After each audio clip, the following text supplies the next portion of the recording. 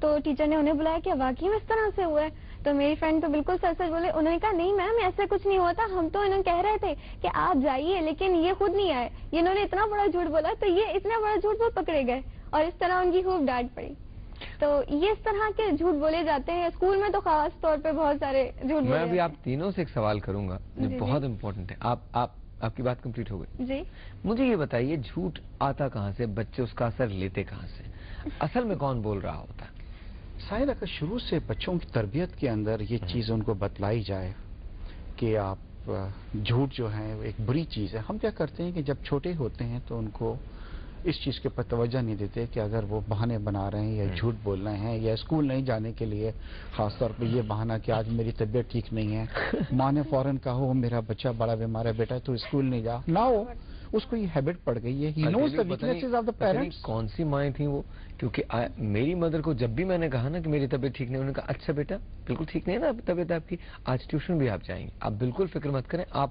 مجھے یہ ہونا چاہیے. جی یہ جو والدین خود بچوں کے ہاتھ جھوٹا پیغام بھی بھجوا دیتے ہیں کہ باہر کوئی دوست آیا تو والد صاحب بیٹے سے کہتے ہیں کہ بیٹا جاؤ باہر جا کر انکل سے کہو کہ پاپا نہیں ہے گھر میں. میں کسی گھر پہ بیٹھا تھا, بچہ وہاں پہ بیٹھا ہوا, اس کا کالج والد صاحب کی کوئی کال آئی, بیٹا ان کو کہہ دو کہ میں نماز پڑھ رہا ہوں. I got a shock of my life. I mean, not only کہ آپ بچے کو جھوٹ بلوا رہے ہیں بلکہ آپ نماز کا بھی کہہ رہے ہیں کہ جی میں نماز پڑھ رہا ہوں. تو یہ چیزیں چھوٹی چھوٹی آگے جا کے جو ہے نا وہ بہت زیادہ بڑھ جاتی ہیں اور جس کا بڑا نقصان ہوتا ہے. ڈو یو تھنک کہ جو ہمارے پورے ایک معاشرے میں جو ڈسیرے سے آیا ہوا ہے, یہ جو ایک انسرٹنٹی سی ہے, فیئر سے جو ہے, کہیں نہ کہیں ان کا تعلق جھوٹ سے ملتا ہے جا کے؟ ہاں جی, الٹیمیٹلی تو آپ دیکھیں گے تو جا کے تو جھوٹ مطلب برائیوں کی جڑ ہے, بہت جڑ ہے جی مطلب.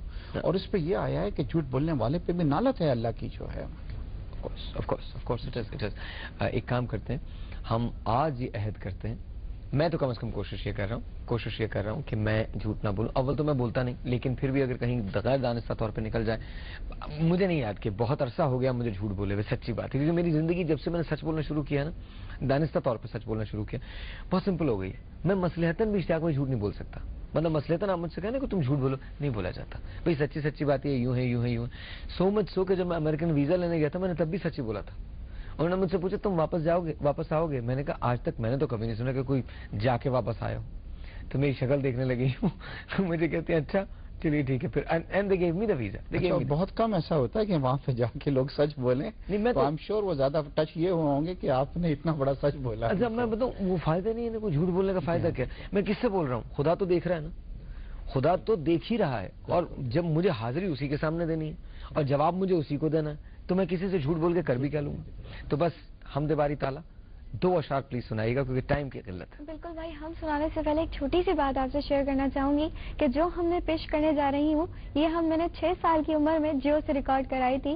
یہ بات بتانے کا مقصد صرف یہ ہے کہ جیو پر سب سے پہلے کم سے نازکہ ہونے کا اعزاز مجھے حاصل ہے, تو وہی ہم آپ کی سماعتوں کی نظر کر رہی ہوں. تو اب آپ 14 ایئرس کی ہو گئی ہیں؟ جی میں کیلکولیٹ کرنے لگتا ہوں ایج. ارے بھائی ارشاد.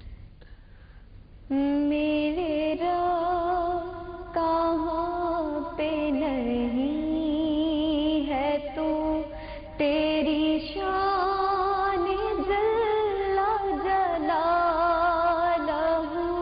تیری شان جل جلالہ, تیرے ذرے ذرے میں ہے نمو تیری شان جل جلالہ,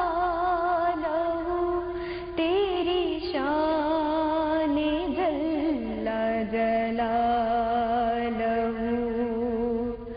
تیری قدرتوں کا شمار کیا, تیری وسعتوں کا حساب کیا, تو محیط عالم رنگ و بو, تیری شان جل جلالہ, میرے رب کہاں پہ نہیں ہے تو تیری شان جل جلالہ, تیری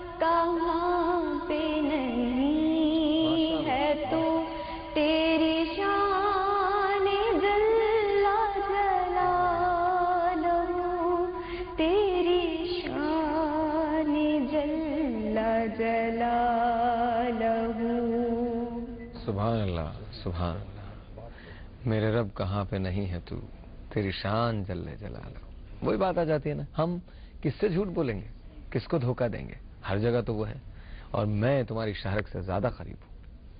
तो आप दिल से आता है तो आप बोल दीजिए झूठ, लेकिन एक बात बता दूं, फायदा वायदा कुछ नहीं है, क्योंकि पकड़े जाएंगे। तो इससे बेहतर कि वो, अच्छा मैं आपको एक बहुत मजे का वाक्य बताऊंगा, लेकिन एक छोटे से ब्रेक के बाद। आई नो ब्रेक लेनी, मुझे मालूम है, एक छोटा सा ब्रेक है, आपसे मिलते हैं ब्रेक के बाद। लेकिन मैं वो वाक्य जरूर आपको बताना चाहूंगा। दिल्ली के एक शोधे का जिक्र है। शोधा कहते हैं वो जो उर्दू जबान में शोधा पहले के जमाने में उनको कहा, अब तो खैर इसको उर्फ़ आम में बड़ा गलत आप इस्तेमाल करते हैं, लेकिन ऐसा नहीं है। शोधे के लघु माने जो है वो ये है कि वो जो शादी ब्याहों का सामान ढो के एक जगह से दूसरी जगह दुल्हन के घर से दुल्हन के ससुराल लेके जाते थे, वो शोधे कहलाते थे। तो शोधे का एक वाकया है, दिल्ली के एक शोधे का वाकया है, आपको बताऊंगा इसके बाद।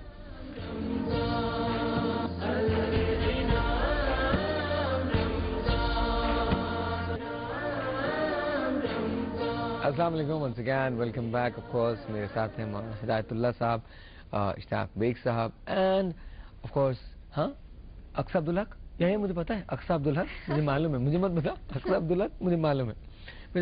अच्छा जी, तो तीन चीजों से दो बातें रह गई थी। एक तो वो दिल्ली के शोधे का जिक्र था, वो मैं करूंगा, लेकिन तीन चीजें ऐसी हैं जिन पे कहा गया कि आप वहां झूठ बोल सकते हैं। मौलाना साहब आप बताना पसंद करेंगे? बिल्कुल। हुजूर अक़दस सल्लल्लाहु अलैहि वसल्लम की एक हदीस मुबारक है, हज़रत उम्मे कुलसूम उसके रावी हैं। उसमें फरमाया गया है कि तीन मौक़े ऐसे हैं कि जहां झूठ नहीं शुमार किया जाता है, उससे झूठ नहीं कहा जाता, लेकिन हम शक्ल होता है झूठ का। पहली बात यह है कि दो अफराद के दरमियान सुलह